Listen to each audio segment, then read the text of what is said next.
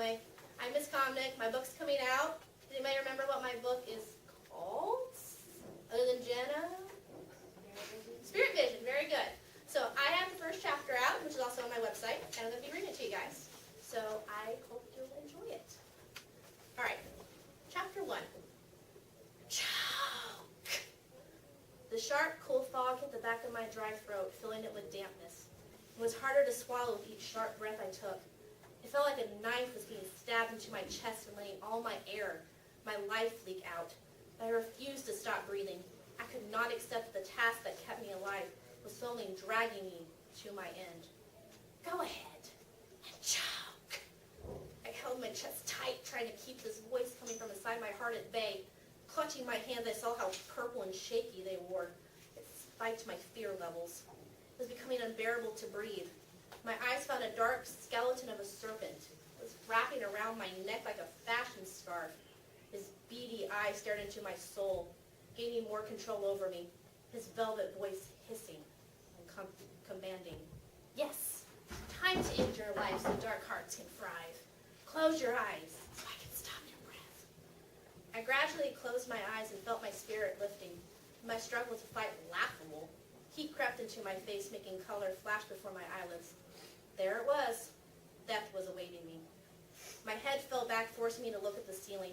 I sent up a silent message to the sky, to the one who was watching over me, and asked if they would care for my loved ones if I vanished.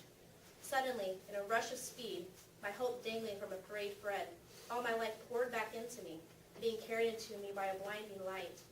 My eyes popped open due to the power and love that radiated within me now.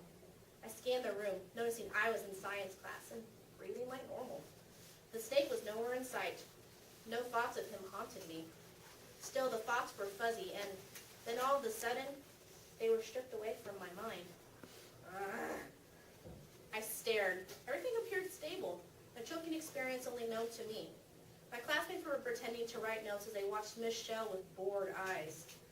Whew, I smiled with relief. It seemed like nothing had changed since the experience. My head was already pounding earlier trying to do conversion factors, but after my newest experience, my brain was on maximum overdrive and about to fry any second. I ignored the confusion and focused on trying to be normal. I want you all to add hertz to your list of standards, okay, class? Michelle announced. All I did was as I was told and looked at the voltmeter Michelle was holding. I halted when I heard a heavy sigh. I turned around swiftly to see Chloe frowning and tapping the band tune she had hummed in the hallway earlier with her pencil eraser. I whispered with a grin, Chloe, why aren't you taking those? Ah! She jumped up like I bombed her own little world she was consumed in, which was not surprising. Chloe leaned forward to my right ear with a big, weird smirk on her charming face. I don't need to write this stuff down. When I get older, I'm going to marry Orlando Bloom, and he can hire me and my best friend, the person to write all these notes for us. She winked at the end, referring to me. I had to snicker at Chloe Bloom. I love the way her dream name sounded. Her face turned very strict and anxious. Are you all right? I saw your hand shaking earlier. A feeling of dread crashed the atmosphere into the day, as if being caught with the snake had set the world off balance. Do you need to talk about something? I felt my face was a blackboard and a teacher was erasing the smile off of it. My mind felt jumbled. I looked into her eyes to reply, I'm fine, Chloe. I just got a little sidetracked is all. She squeezed my hand with sympathy, but we both knew her understanding was fake. Her eyes bugged out to the size of grapefruits, her hands sinking down like a submarine. It wasn't like her to act so weird. My heart beat a message to me in Morse code.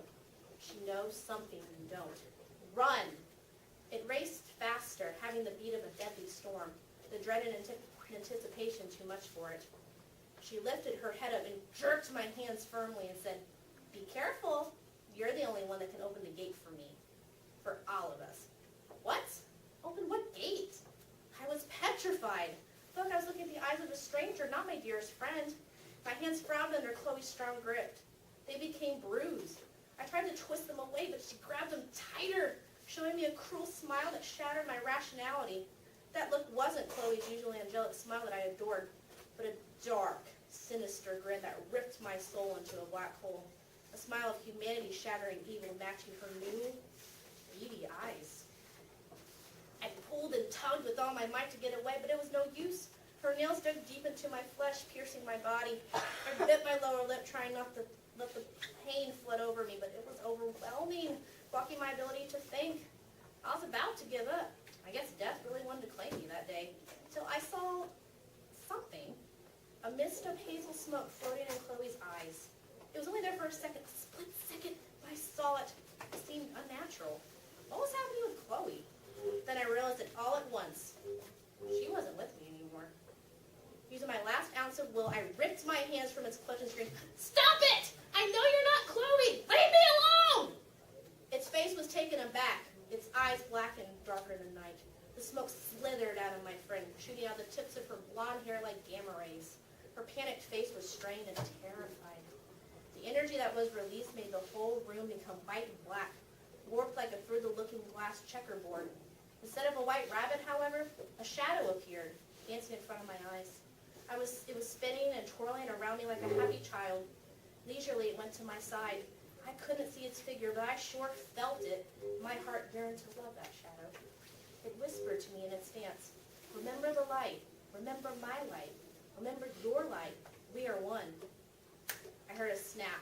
It echoed ringing in my ears. It left me dazed, trapped within its vibes. My legs felt rubbery, ready to fall to the core of my world. The shadow surrounded me, but a force pushed me back. It was close enough to protect me, but not touch me.